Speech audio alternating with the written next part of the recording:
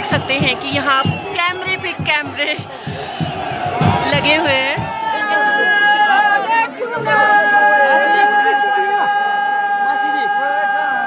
Hi everyone, Sunila proud पहाड़ी life में आप सभी का स्वागत है। सो फ्रेंड्स, आज की वीडियो में मैं आपको दिखाने जा रही हूँ जुरल का मेला और इसके बारे में जो भी रोचक बातें हैं वो मैं आपको आज की वीडियो में शेयर करने वाली हूँ।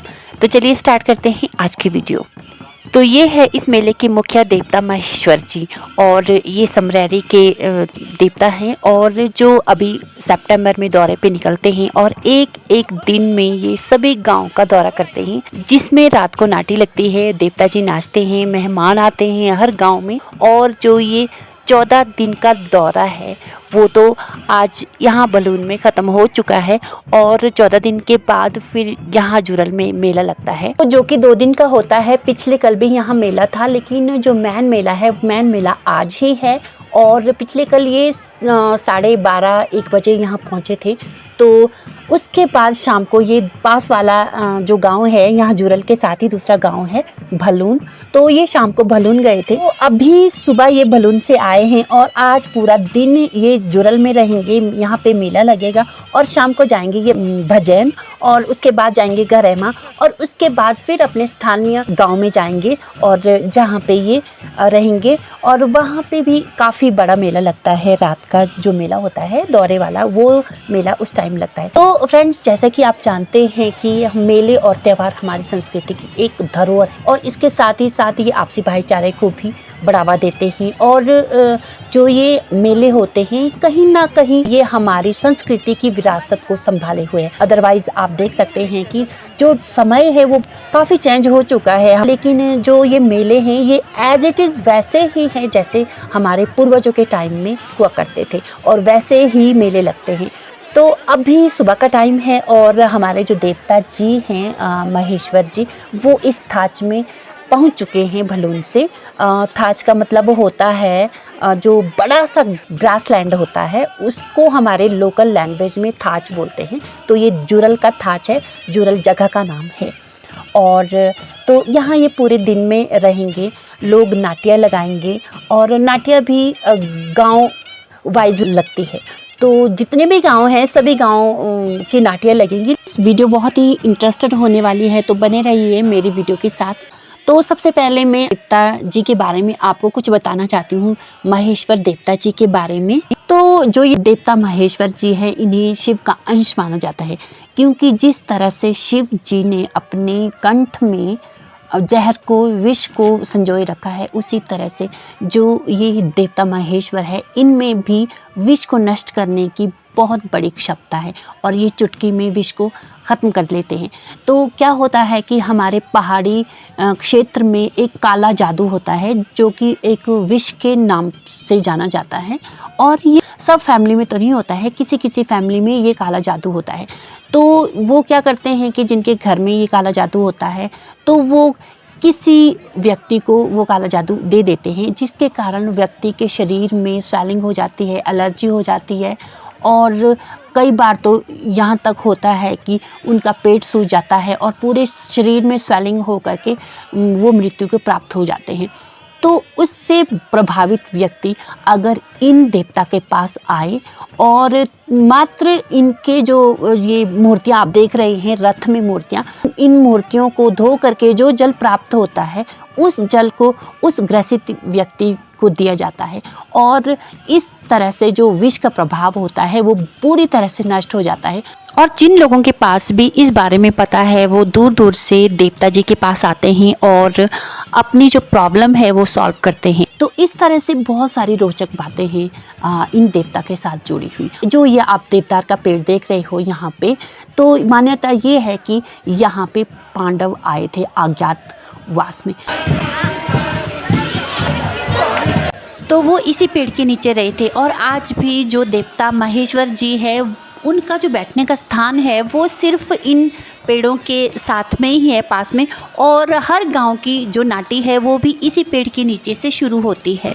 तो जब नाटी की बात हो रही है तो क्यों ना मैं आपको नाटी दिखाऊं। वैसे तो यहाँ सभी गांव वाले नाचते हैं, लेकिन मैं सबकी वीडियो कैप्चर नहीं कर पाई। मैंने सिर्फ अपने मायके वालों की ही वीडियो कैप्चर की है और तो मैं वही दिखाऊंगी।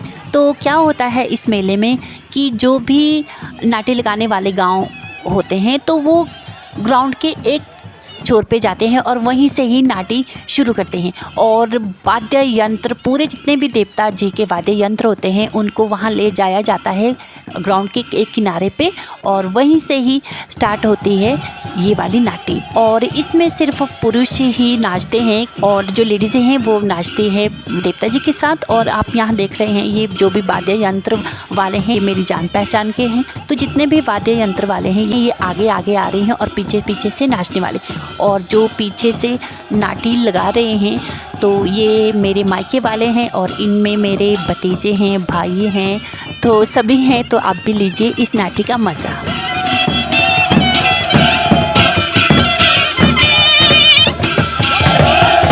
यहाँ आप देख सकते हैं कि हाथ में रुमाल लेके नाचा जा रहा है, जबकि चौरी को हाथ में लेके नाचा जाता है देवता के मेले में। लेकिन अभी ये ग्राउंड के छोर पे हैं तो ये रुमाल से नाच रहे हैं। जब ये देवते के पास पहुँचेंगे तो देवते की चौरी, मुझे नहीं पता हिंदी में उसे क्या बोलते हैं, तो जो नाटी का नेतृत्व करता है तो उसके हाथ में दी जाती है। तो आप ये आगे देख सकते हैं।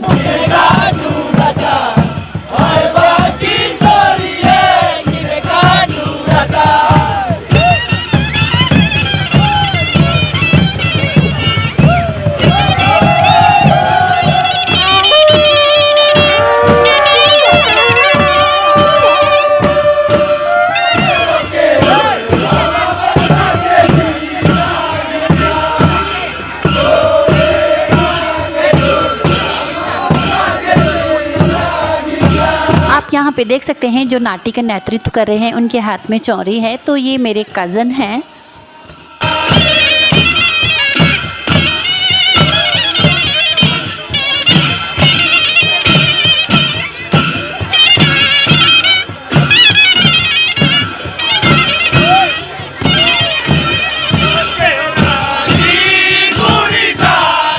तो ग्राउंड के छोर से तो जेंट्स ही नाच के आए थे, लेकिन अब यहाँ पे आप देख सकते हैं लेडीज़ें माला में नाटी लगाने के लिए तैयार हो रही हैं।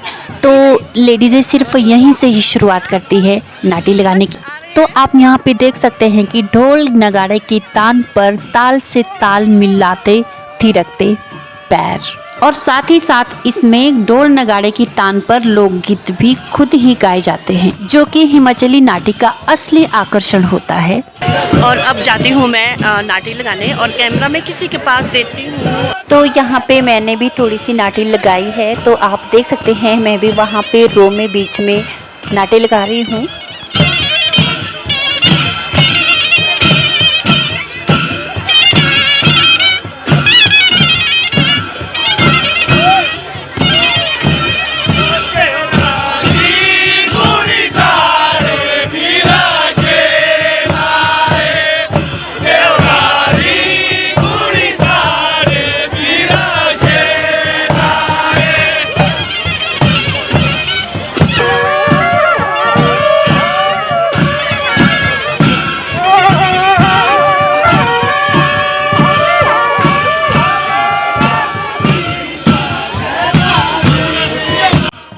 इस तरह से इस इलाके के सभी गांव वाले नाटी लगाते हैं देवते के पास।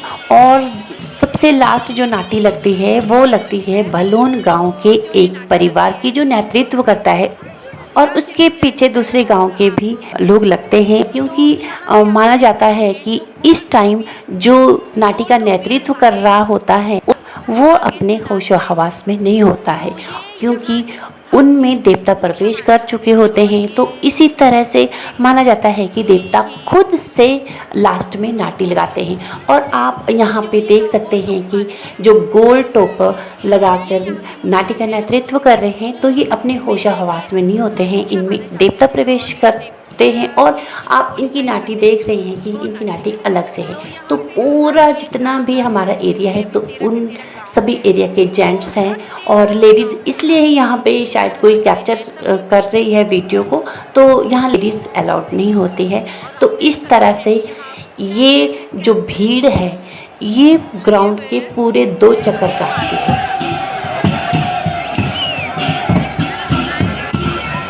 और ये है मेले का मुख्य आकर्षण। और जैसे ही ग्राउंड के 2 चक्कर समाप्त होते हैं, वैसे ही ये जो नाटी का नेतृत्व कर रहे हैं ये देवता जी के पास आते हैं और फिर ये पूरे होशो हवास में आ जाते हैं और पूरा वातावरण देवता जी की जय जयकार से गूंज उठता है।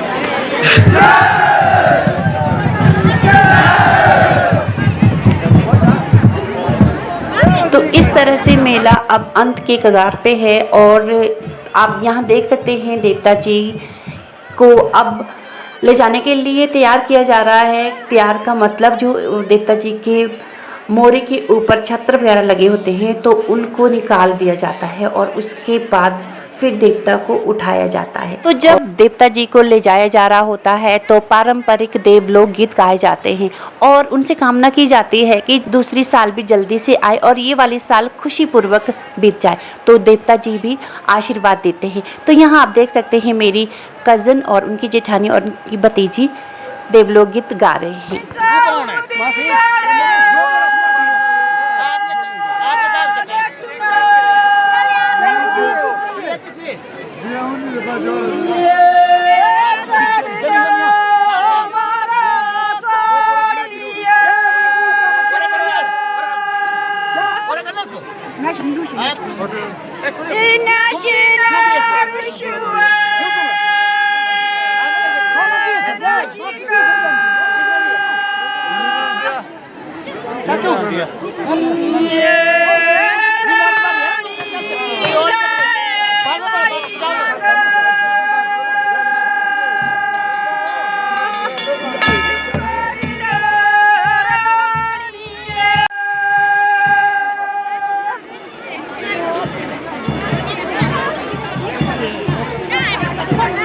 तो ये था आज का मेला। और तो बताएं फ्रेंड्स कैसा लगा आपको मेरा ये आज का वीडियो, कमेंट सेक्शन में ज़रूर बताएं। अगर आपको मेरे ये वीडियो अच्छा लगा तो लाइक शेयर करना ना भूलें और हाँ, जो मेरे चैनल पे न्यू है वो सब्सक्राइब करना ना भूलें। तो फिर मिलते हैं किसी दूसरे वीडियो के साथ, तब तक के लिए keep smiling, take care, bye bye.